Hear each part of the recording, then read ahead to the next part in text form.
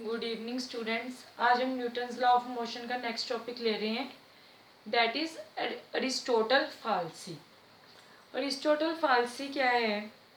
इसमें क्या हुआ था कि जो गैलीलियो का एक्सपेरिमेंट था, पहले गैलीलियो ने एक एक्सपेरिमेंट दिया था, देन अरिस्टोटल ने अपने व्यू उसके ऊपर दिए, बट अरिस्टोटल का जो व्यू था वो फेल हो गया था और उसी के नेम पे ये बन गया हमारे पास अरिस्टोटल फालेसी।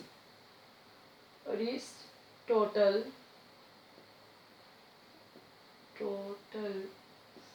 अरिस्टोटल्स फालेसी। अब इसमें होता क्या है, जो गैलीलियो ने बताया था उसको हम न्यूटन मैकेनिक्स कहते हैं। गैलीलियो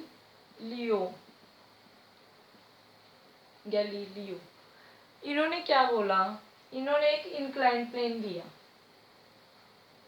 इन्होंने क्या किया था, दो स्मूथ इंक्लाइन प्लेन लिए, ठीक है।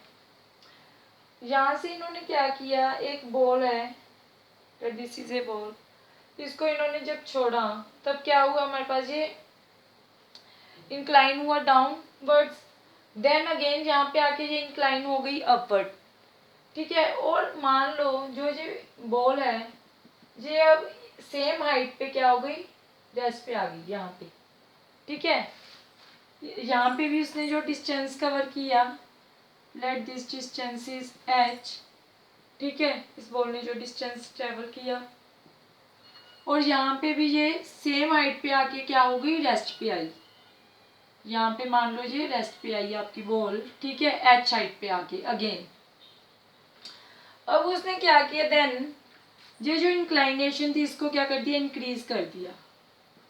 जब उसने इंक्लाइनेशन को इंक्रीज किया, ये थीटा एंगल उसने क्या किया, इंक्लाइन हुआ, तो अगेन ये बॉल अब सेम हाइट पे आके फिर क्या हुई, रेस्ट पे आ गई हमारी, ठीक है। सिमिलरली फिर उसने क्या किया कि इंक्लाइनेशन का एंगल क्या किया, उसने और इंक्रीज कर दिया, let this is theta 2। Again आपकी बॉल सेम हाइट पे आके क्या हुई, रेस्ट पे आई, जो उसने फिर डिस्टेंस ट्रेवल किया। अब डिस्टेंस उसका क्या हो रहा है, इंक्लाइनेशन एंगल के इंक्रीज होने पे डिस्टेंस जो कवर करना पड़ रहा है बॉल को वो इंक्रीज हो गया। पहले उसको इतना सा डिस्टेंस ट्रेवल करना पड़ा, फिर उसका डिस्टेंस इतना इंक्रीज हुआ, अब उसका डिस्टेंस इतना इंक्रीज हो गया।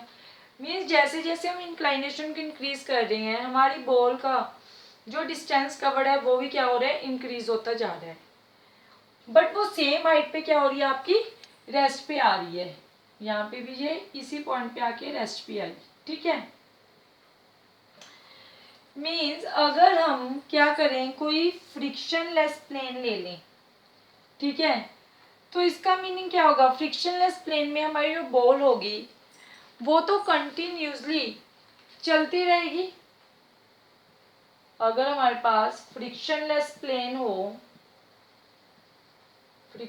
प्लेन है अगर आपके पास, तो हमारी जो बॉल होगी इट कवर्स इनफिनाइट डिस्टेंस, तब वो इन्फिनिटी डिस्टेंस कवर कर सकेगी, and it will never stops, और वो कभी भी स्टॉप नहीं होगी, नेवर स्टॉप। अब अरिस्टोटल ने क्या बोला था, according to Aristotle what happens, Aristotle ने बोला कि आपके पास क्या होता है, किसी भी बॉडी को मोशन में लाने के लिए क्या चाहिए, कोई फोर्स चाहिए। कोई भी बॉडी हमारी मोशन में कब आती है, अगर हम उसके ऊपर क्या कर रहे हैं, एक्सटर्नल फोर्स अप्लाई करते हैं। एक्सटर्नल फोर्स अप्लाई करने से हमारी बॉडी क्या आ जाती है, मोशन में आ जाती है। मान लो क्या हो रहा है, हमारे पास कोई बॉल है, जब हम उसको पुशअप करते हैं, मीन्स हम क्या लगा रहे हैं, फोर्स लगा रहे हैं अपने हैंड से जब हमने फोर्स लगाई तो हमारी बॉल क्या हो गई, मूव की। अगेन उसको स्टॉप करने के लिए हमें क्या चाहिए, फोर्स अप्लाई करनी पड़ेगी। जब अगेन हमने फोर्स अप्लाई की तब हमारी बॉल क्या हो गई, रेस्ट में आ जाती है। अब अरिस्टोटल ने क्या बोला था, that an external force is required for a uniform motion.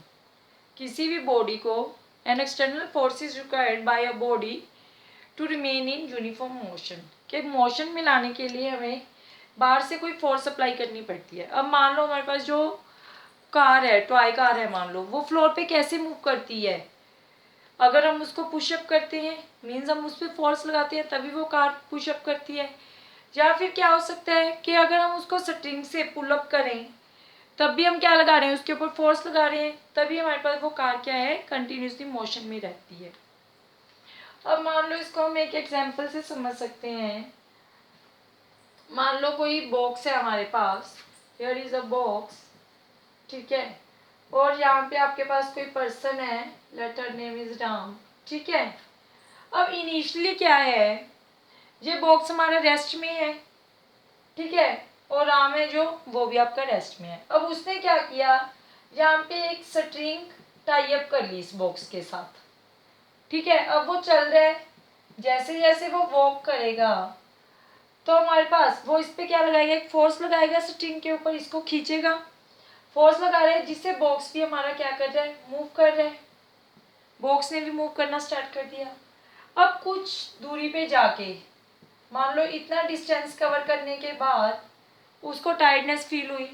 Tiredness feel होने से उसने क्या किया, जो ये स्ट्रिंग थी उसको लीव कर दिया, लेफ्ट कर दिया, ठीक है। स्ट्रिंग को उसने लेफ्ट कर दिया खुद, लेकिन वो वॉक कर रहा है, ठीक है। बट जो बॉक्स है स्ट्रिंग को उसने क्या कर दिया, लेफ्ट कर दिया, तो बॉक्स क्या होगा हमारा, अगेन रेस्ट में आ जाएगा।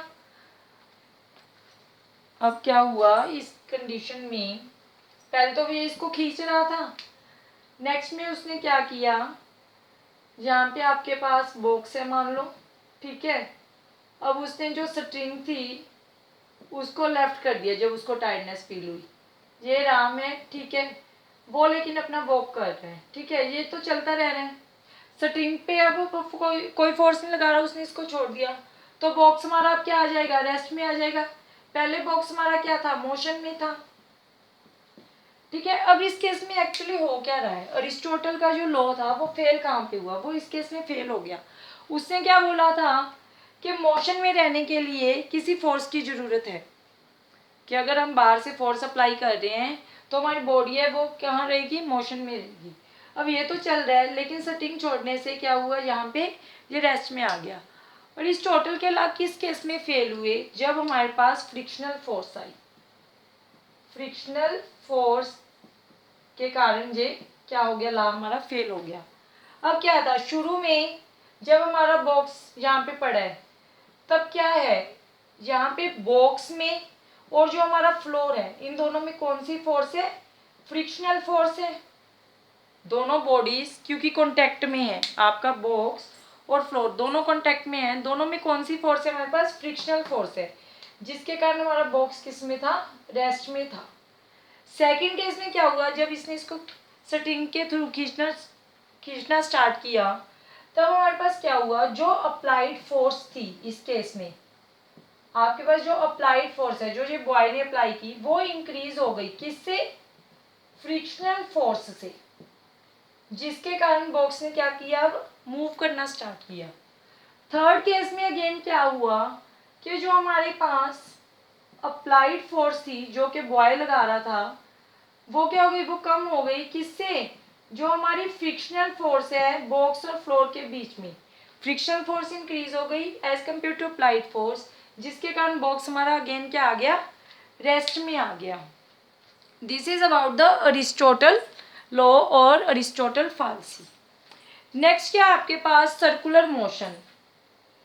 सर्कुलर मोशन में अब क्या होता है आपके पास, अब हमारे पास अगर एक तो होता है स्ट्रेट मोशन, यूनिफॉर्म मोशन, ठीक है, लीनियर मोशन। अगर हमारे पास कोई बॉडी स्ट्रेट लाइन में मूव कर रही है तो हम उसको क्या बोलते हैं, लीनियर मोशन।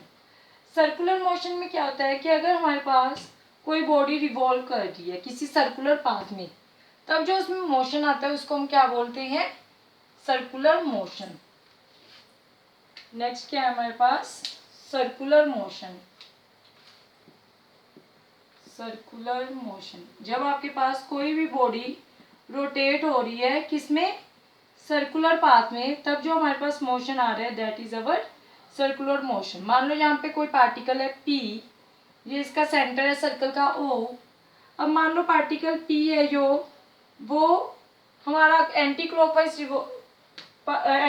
डायरेक्शन में मूव कर रहा है। मान लो अब ये पार्टिकल यहाँ से यहाँ पहुँचा, कितने टाइम में इसने एंगल कितना रोटेट किया, मान लो थीटा, ठीक है। और इसकी जो डायरेक्शन है वो हमें कैसे पता लगेगी, राइट हैंड थंब रूल से। राइट हैंड थंब रूल क्या बोल रहा है, राइट हैंड थंब रूल से डायरेक्शन पता लगती है। अब ये किस डायरेक्शन में मूव कर रहा है, एंटी क्लॉकवाइज डायरेक्शन में, तो फिंगर्स को हम कलर करेंगे एंटी क्लॉकवाइज डायरेक्शन में। और हमारा थंब क्या बताएगा, डायरेक्शन ऑफ करंट, तो डायरेक्शन क्या आ रही है इसकी, आउटवर्ड्स, ठीक है। अगर ये क्लॉकवाइज जाता तब क्या हो जाता है हमारे पास, again this is our clockwise direction, तो थंब क्या आ रहा था हमारा, इनवर्ड्स। अब इसमें क्या हो रहा है, इसमें दो इंपॉर्टेंट टर्म्स है हमारे पास। थीटा एंगल को हम क्या बोलते हैं यहाँ पे, एंगुलर डिस्प्लेसमेंट, कि कितना एंगल ये डिस्प्लेस हुआ है, angular displacement that is delta theta, कितना एंगल इसने मूव किया। अब एक होता है हमारे पास एंगुलर वेलोसिटी, जैसे होती है लीनियर वेलोसिटी, वैसे हमारे पास क्या होती है, angular velocity in case of circular motion, और इसको हम डिनोट करते हैं ओमेगा से। ओमेगा किसके इक्वल होता है आगे, angular displacement upon time taken, क्या एंगल उसने कितना डिस्प्लेस किया और टाइम कितना लिया। एंगुलर डिस्प्लेसमेंट कितना है, let it is delta theta upon delta T. अगर हम इंस्टाटेनियस एंगुलर वेलोसिटी की बात करें, इंस्टाटेनियस मीन्स किसी एक इंस्टेंट पे, किसी एक पर्टिकुलर टाइम पे, इंस्टाटेनियस एंगुलर वेलोसिटी, तब हमारे पास ये क्या बन जाता है, D theta upon D T. This is your instantaneous angular velocity, ठीक है। नेक्स्ट होता है आपके पास सिमिलरली एक एंगुलर एक्सेलरेशन। जो आपके पास एंगुलर एक्सेलरेशन होता है उसको हम डिनोट करते हैं किससे, अल्फा से। ये होती है आपके पास angular velocity that is D omega upon D T. ये तो आ जाएगी हमारे पास इंस्टाटेनियस एंगुलर एक्सेलरेशन। और अगर हम सिंपल एंगुलर एक्सेलरेशन की बात कर रहे हैं, सिंपल एंगुलर एक्सेलरेशन होता है हमारे पास delta omega upon delta T, कि चेंज कितनी आई है हमारी एंगुलर वेलोसिटी में। मान लो एंगुलर वेलोसिटी इनिशियली थी आपके पास ओमेगा नॉट, टी टाइम पे जो ओमेगा टी हुई, टाइम में चेंज आया T minus T not. This is our angular acceleration that is alpha, और इसको हम डिनोट कर रहे हैं किससे, अल्फा से। Thank you.